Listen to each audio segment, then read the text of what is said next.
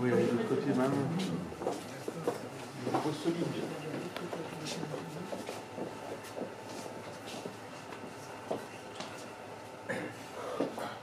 Donc là, donc ça se décompose dans plusieurs parties. Donc là, c'est la table sur laquelle est allongé le patient. Donc là, vous avez le robot avec son bras coulé à des 6 degrés de liberté. Puis dessus, l'accélérateur linéaire qui est donc miniaturisé au maximum. Donc le patient est allongé sur la table avec des moyens de contention, donc des coques, là comme vous avez pu voir en passant. Donc les mêmes coques en fait qu'utilisent les pompiers pour immobiliser leurs patients, c'est des coques sous vide, donc qui permettent de... Parce que bon, on est quand même dans une précision inférieure au millimètre, quoique le robot est capable de corriger un éventuel déplacement du patient. Pour l'intracrânien, on leur met des masques de contention pour éviter tout mouvement trop important. Donc ensuite, là sur la table, vous avez des collimateurs donc, qui permettent de choisir des faisceaux de diamètre différents. Donc ça va de 5 mm à 6 cm pour le plus gros. Et donc le robot va les chercher automatiquement sur la table, il les dévisse. C'est des électrons directement ou c'est des rayons X? C'est des rayons X. C'est ça, donc les électrons fait les rayons X au gamma. Voilà. C'est un accélérateur. Oui, et donc cible fixe, donc tumeur cérébrale, tumeur à côté de la moelle, ça c'est des organes qui sont assez sensibles en radiothérapie. Et tumeur mobile, donc avec une caméra infrarouge que vous avez ici, sur ce mur-là, des diodes donc là qu'on peut placer sur le thorax du patient, et donc l'appareil est capable de suivre du coup la respiration, en fonction de ce qu'il détecte sur la caméra infrarouge. Et puis ici et ici, avec dans le sol 2 détecteurs, c'est des systèmes d'imagerie donc qui permettent de faire des images à intervalles réguliers pour toujours vérifier le bon positionnement du patient. Et donc le robot, la machinerie, il y a une salle informatique à côté qui analyse avec des ordinateurs qui analyse en permanence un éventuel écart de positionnement et qui recalcule tout le plan de traitement en instantané. Et là, c'est uniquement la tête qui est traitée là tête, la tête est là, le thorax est là, donc le patient est allongé. Est-ce que vous traitez que les têtes ou non, partie du corps aussi? Ouais. Les tête, poumons, les lésions hépatiques, voilà. les lésions prostatiques. Peut-être les prostates, hein, ouais. Oui. Voilà. Donc c'est des grosses doses qui sont beaucoup plus grosses qu'avec la radiothérapie classique. On est vraiment dans le domaine de l'hypofractionné. J'ai le souvenir d'un enfant qu'on a traité en radiothérapie classique avec des doses habituelles, mais c'était un véritable casse-tête, parce qu'une petite dose, en l'occurrence degré, qui est donnée par des centaines et des centaines de faisceaux, ça fait des doses infimes. Pour chaque faisceau, c'est à la limite de ce qu'on peut calculer. Donc on est même obligé de faire des grosses doses avec ce genre de technologie.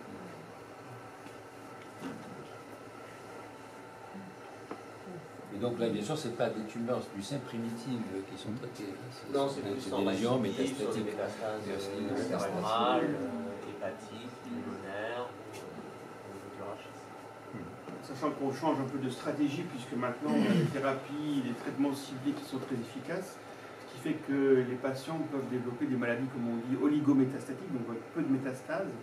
Et que donc on a une tendance à être assez systématiquement agressif sur des charges métastatiques faibles, en espérant avec un contrôle local pouvoir contrôler la maladie sur une longue période de temps. Et donc le CyberKnife fait partie de cet arsenal qui permet justement de proposer des traitements très ciblés dans des cas de métastases peu nombreuses qu'on parvient à contrôler pendant des périodes prolongées. Donc ça rentre dans la stratégie thérapeutique un petit peu qui se modifie maintenant avec tous ces traitements ciblés d'une part et du coup des patients qui ont des espérances de vie prolongées et qu'on essaye de chroniciser de plus en plus avec ces contrôles de métastases qui apparaissent au fur et à mesure, ça peut arriver, mais on a des solutions dont on ne disposait pas auparavant avec des appareils comme celui-ci. On a d'autres des appareils comme ça en France? Ça représente quel montant d'investissement? 4 millions. Depuis quand ça? 3 ans. C'est où ici, les autres, non? Les 6 Lille, Paris, Nancy, Nice. Paris, c'est tout récent. C'est Oui, Paris, c'est tout récent. quelques mois seulement qu'ils en ont un avec Nick Hartmann. Ah oui. Ça paraît, oui, il n'y en avait pas. Nice, Nancy, Bordeaux, Tours, Rennes. Et la formation pour arriver à se servir du robot là? Bah, il y a donc une première équipe qui est partie une semaine aux États-Unis, donc médecin, physicien et manipulateur, plus une formation sur place ici de 15 jours, 3 semaines de formation sur cette machine, plus une formation continue de toute façon, des systèmes d'échange entre les différents utilisateurs, c'est assez bien fait. Site internet, on peut se poser des questions, voilà, vous avez ça, qu'est-ce que vous faites, ça permet aussi de... Vous auriez fait des comparaisons de dosimétrie dans certains centres, toujours dans le but de proposer le plus adapté, parce qu'il y a peut-être des idées qu'on n'a pas forcément, et puis un échange quand même. Et en Europe, on est équipé comment de... En Europe, je ne sais pas trop. En Allemagne, Ça dépend si on compare aux Allemands. En Amérique du Nord, il y en a beaucoup. Parce que les TEP, on est très pauvres par rapport à Niveau l'Allemagne. maintenance, Voilà, par exemple, il y a 15 jours, elle a été arrêtée une semaine pour sa maintenance.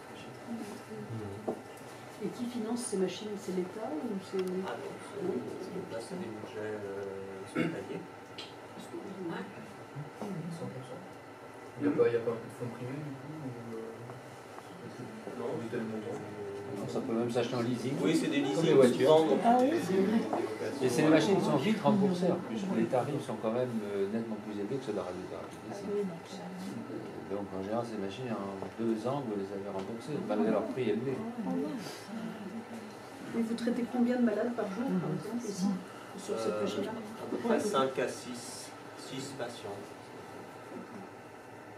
Ça peut aller jusqu'à une dizaine, genre des centres très habitués, je pense à Lille, avec des plus longues expériences. Ça dépend aussi des pathologies qu'on fait. Sur les traitements intracrâniens, ça peut aller assez vite. En une demi-heure, on fait la séance. Sur des foies, des poumons, c'est des séances qui peuvent durer 2 heures. Donc effectivement, ça dépend un peu de quel type de patient vous avez. Quand vous planifiez en fonction de... Ah oui, c'est assez difficile la planification parce qu'on sait qu'au dernier moment, le nombre de séances et la durée de la séance, c'est assez difficile à planifier. Effectivement, voilà, il y a des journées où on va faire que 4 patients parce que c'est 4 patients qui vont prendre 2 heures chacun. Et enfin, c'est un peu... Est-ce que c'est une machine qui est intégrée par le patient, c'est une dosimétrie qui est calculée ou qui est mesurée? C'est une dosimétrie qui est calculée. Il y a deux modèles de dosimétrie.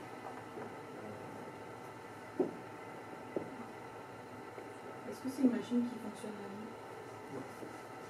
C'est pas par manque de médecins? Pas par manque de... Ça n'a jamais été très populaire en radiothérapie, les traitements la nuit. Je pense que les patients sont pas très confortables. Déjà, quand on les fait venir à 11h du soir, comme dans certaines cliniques privées, ils ne sont pas très contents. Pourquoi?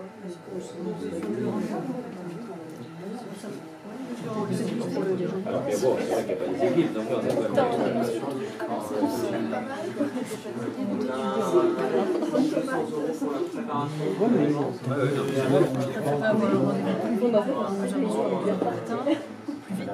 Que d'attendre 3 mois.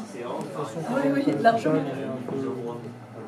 Comment? À l'hôpital, on est un malade, on est un peu conduit, qu'on soit conduit à 11h du matin ou le soir, on est malade. L'important, c'est d'être très vite. Quand on prend l'avion, c'est que là, c'est pas sanitaire. Et là, vous n'avez pas d'ambulancier. Des taxis conventionnés, donc ils sont pas disponibles, ils ne viennent pas. Donc là, c'est toute une chaîne qui sont ambulatoires. La plupart de nos traitements sont en ambulatoire. Il faut oublier ça non plus. On a, je dirais, 85% de nos patients qui sont ambulatoires. On peut trouver au taxi une nouvelle fonction, ils vont être contents. Surtout, ils vont charger au maximum. Et comme ce sont des appareils en plus de recours, il y a des patients qui viennent d'assez loin. Là, on draine toute la Normandie, la haute et basse Normandie sont drainées jusqu'ici. Il y avait même la Bretagne jusqu'au début de l'année. Jusqu'à ce que Rennes ouvre. On avait aussi des patients qui venaient de Saint-Brieuc, voilà, de Quimper.